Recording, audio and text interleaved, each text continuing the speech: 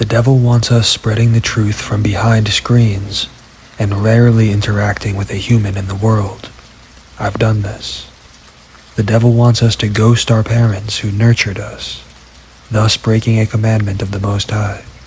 I've done this. The devil wants us to hide our light in the fear of losing it to an energy vampire. I've done this. Behold, I give you power to tread on serpents and scorpions, and over all the power of the enemy, and nothing will by any means hurt you. Just being in the presence of worldly people will not drain any of our energy. Speaking out of line will. Harboring malice will. Pride stunts growth. Pride is much deeper than being a loudmouth. Much deeper. Who can understand his errors? Cleanse me from secret faults. Keep back your servant also from presumptuous sins. Let them not have dominion over me.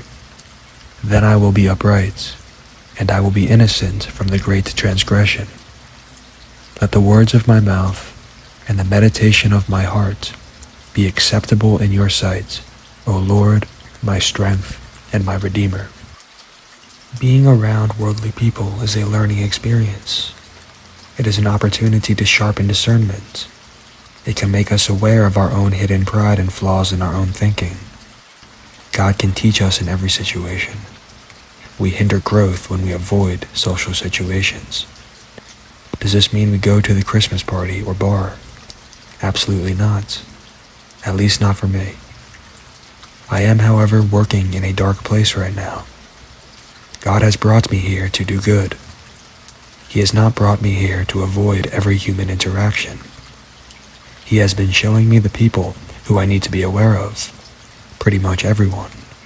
But that does not mean I will not give them a listening ear, a smile, a hi, how are you, and a have a good day. It's all about balance. We can only find balance by seeking God's direction moment by moment.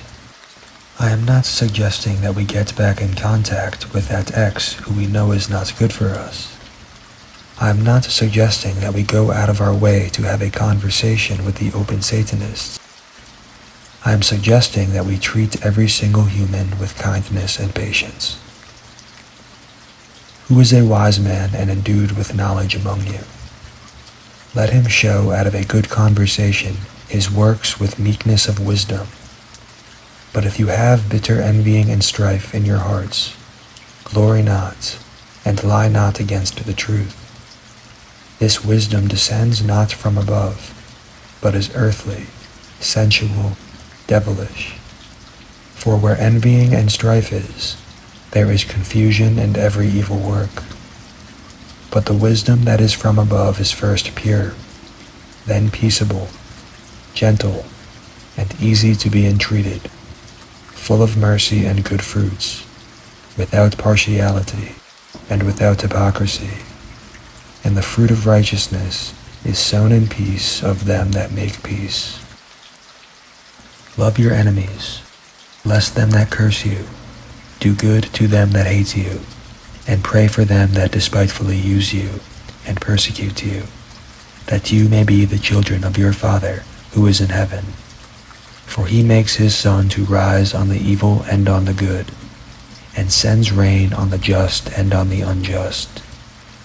For if you love them that love you, what reward do you have? Do not even the publicans do the same? And if you salute your brethren only, what do you do more than others? Do not even the publicans do so? Be therefore perfect, even as your Father who is in heaven is perfect. For though I would desire to glory, I will not be a fool, for I will say the truth. But now I forbear, lest any man should think of me above that what he sees me to be, or that he hears of me, and lest I should be exalted above measure through the abundance of revelations. There was given to me a thorn in the flesh, the messenger of Satan to buffet me, lest I should be exalted above measure. For this thing I besought the Lord thrice, that it might depart from me. And he said to me, My grace is sufficient for you, for my strength is made perfect in weakness. Most gladly, therefore, I will rather glory in my infirmities, that the power of Christ may rest upon me. Therefore I take pleasure in infirmities, in reproaches, in necessities, in persecutions, in distresses for Christ's sake. For when I am weak, then I am strong. I am become a fool in glorying.